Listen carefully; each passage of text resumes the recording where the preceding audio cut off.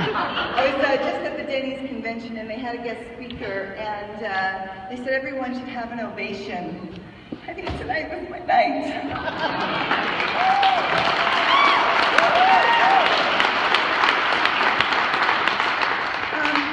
First I just want to say, Sharon Gless, I love you. You are still the coolest chick I know, and you give tirelessly to the LGBT community. You have changed lives, including mine. And it was an honor to be standing on this stage, getting the HRC Equality Award with you presenting it to me. Thank you for being here, and thank you for loving me. Wherever they've taken me up. I have a lot to say, probably more than you want to hear. But I feel in my heart I need to say it tonight. But before I get started, I first want to thank and acknowledge Lafreeda, my beautiful partner.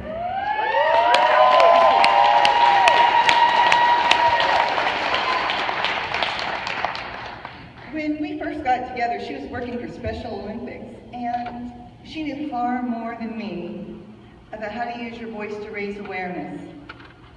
She was always passionate about philanthropy and making a difference. She's a major force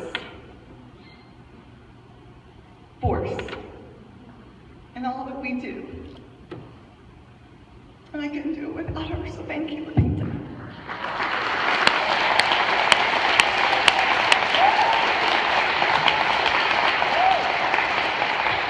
Now I can stop crying.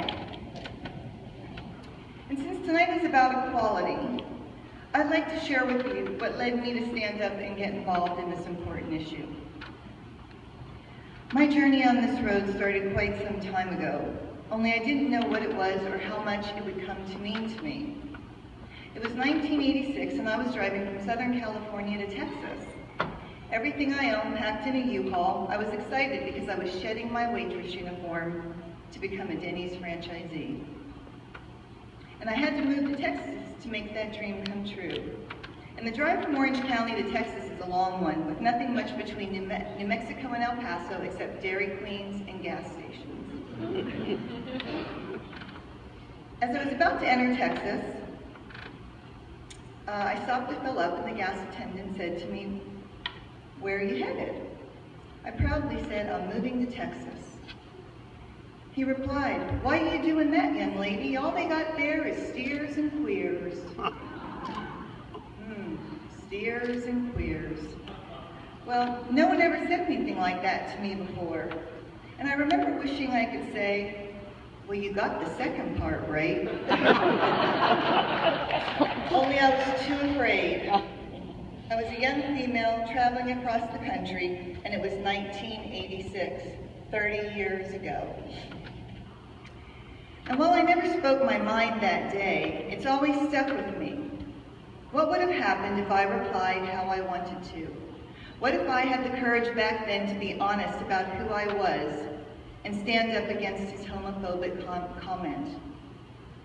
I wasn't brave enough 30 years ago. I didn't even feel I had the right 30 years ago. I'd come out to my family a couple of years prior to moving to Texas, and everyone who mattered to me knew about me, all three of them. Then I met and fell in love with Lafreeda. She has a very large Catholic family that did not know about her. It was about to be Thanksgiving, and she wanted to take me to Brownsville to meet her family, the family that knew nothing about her. I was 33 by now, and had been out for at least 10 years. I said, "Lafreeda, I love you, but I can't go back in the closet." Lafreeda, nervous as she was, decided she loved me enough and was going to tell each of her family members individually before she took me home. She made the long trip south, met with a different sibling till each one of them and her mother were told. Everyone embraced us, and Lafreeda and her siblings all relished in their new rediscovered relationship. They all came to San Antonio in droves, and they were actually finally happy they had a gay person in their family.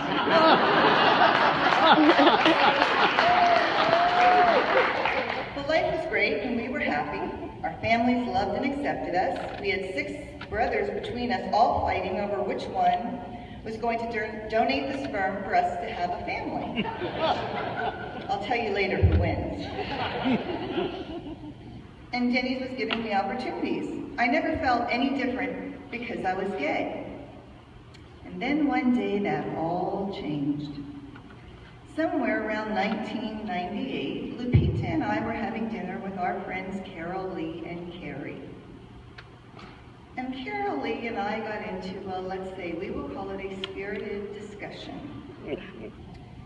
Carol Lee asked me if I ever felt discriminated against because I was gay. I said, no, how can I feel that way? Look at my life. I have friends of all kinds, gay and straight. Our families want to spend so much time with us, we have to tell them we need some time alone. And Denny's is now giving me opportunities in other states. Life is great. How can I feel discriminated against?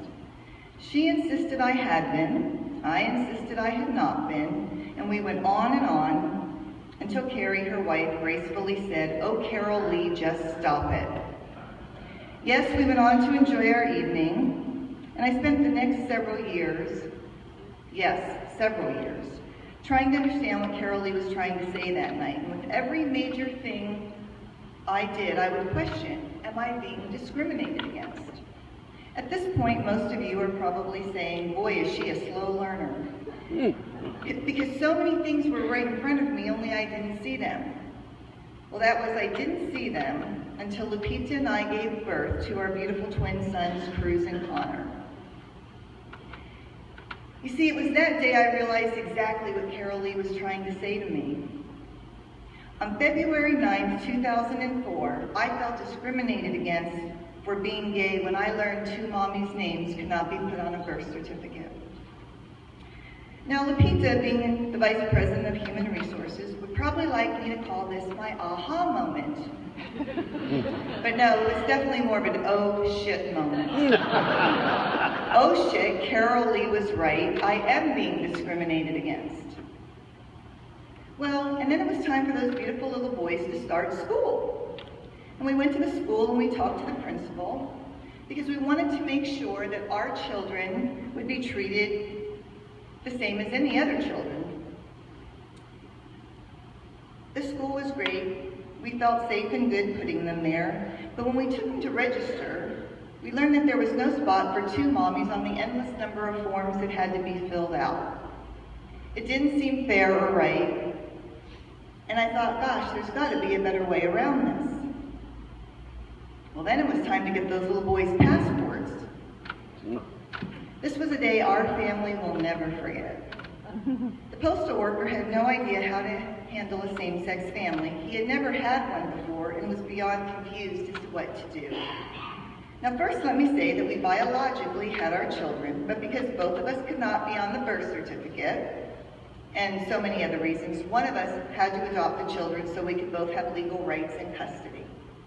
Now, I'm sure this is another case of discrimination I hadn't been aware of. Carol Lee was probably trying to explain it. So in the midst of getting the passports finalized, which required us to have our children present, the postal worker asked us for our adoption papers in front of our children. I could see the confusion and horror in their little eyes. The minute we walked out of the post office, the boys looked at us and at exactly the same time said, "We're adopted? Why didn't you tell us?" We were then forced to explain our unique situation to our young sons. The passport process was humiliating. Just trying to explain to the postal worker about same-sex families was exhausting. His ignorance on the subject astounded us. Could this really be 2009 and he had never had a same-sex family get a passport? San Antonio had the largest percentage of gay families in the country, and he had never had a same-sex family.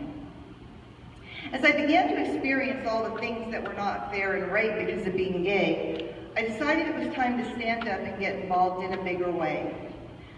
Lupita and I always wanted to teach honesty to our children and for them to be proud of their family, even though we were a little different. And even though we were still a little different, we had the same wants, needs, and concerns as traditional families. I've always been intolerant of discrimination of any kind, but the moment our sons were born, something changed. For the first time, I understood what Carol Lee was trying to tell me almost 20 years ago. My voice became louder, my commitment to LGBT causes became deeper, and my desire for change became more passionate. And I finally became brave. From that moment on, I knew I would never again be silent if someone made a homophobic comment like the gas attendant did about steers and queers. So one day, not long ago, Lafreeda, who handles all the HR for the company, got a call from one of our restaurant managers who wanted to make sure they handled the situation properly. He said, "We have a cook who is refusing to cook a meal for 2 lesbians. How should I handle this?" Lafreeda came into my office and looked at me with a grin and said, "How do you want to handle this one?" Now I can tell you, without a doubt, Lafreeda knew how to handle it. I think she just wanted to give me the satisfaction. I said, "Tell the cook a lesbian signs his paycheck, so he probably doesn't want to cash it."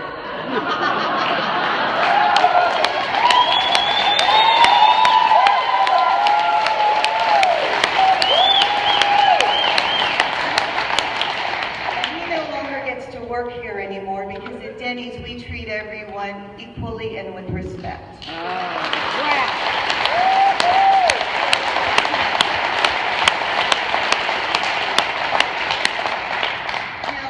We had already become very active in helping to fight for LGBTQ equality.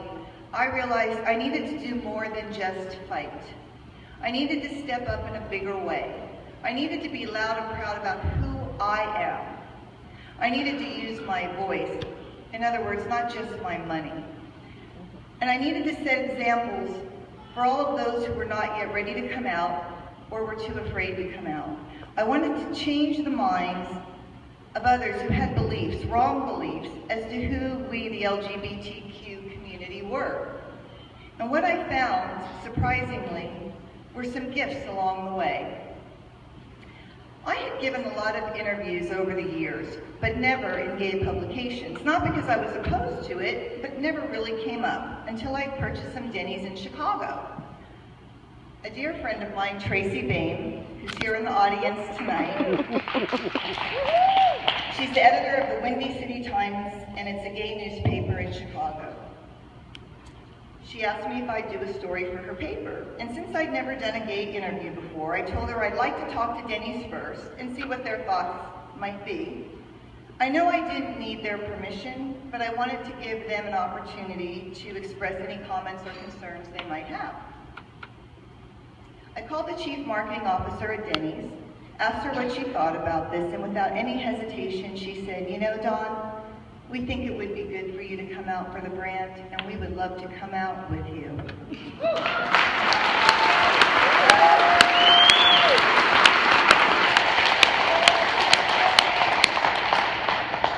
Now, the better part of this story and why I'm sharing it is that a month earlier, I was featured on the cover of a national magazine. And Denny's hadn't been on this cover in many, many years.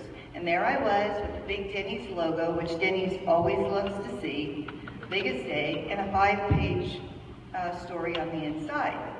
So next comes the annual Denny's shareholder meeting in South Carolina. And Denny's was reporting to its board and its shareholders the wonderful, newsworthy things happening within the brand. I was certain they were going to share the nice, color cover story. But to my surprise, they shared my coming out story from the Windy City Times. Wow, could this really be true? Were they more proud of the gay story? Now, I know all of you live your life out loud and you do brave things like this every day, and my story isn't any better or braver than yours. But what happened in the days following is why I'm telling this story. I got countless calls and letters and emails from employees at Denny's, both gay and straight, thanking me for sharing my story. People came out to me. They told me they didn't know how accepting Denny's was because they were too afraid to come out themselves. Employees at Denny's are now out. They talk about their partners and families, and they know Denny's supports equality. So last year, When the HRC Equality Index report arrived, I anxiously opened it to see if Denny's was listed and how they were ranked. It was a very sad day for Dawn. I saw Denny's with a score of 15 out of 100. I said to myself, how can this be? They were just so proud of my coming out story, they were sharing it with everyone. We have 65,000 employees and we serve over 250 million people a year. In my book, that equals like a whole lot of gay people, percentage-wise. So I immediately got on the phone with the president of Denny's, and I said, this is unacceptable. I know this is not how this brand believes or behaves. He said, Dawn, we're going to look into this right away.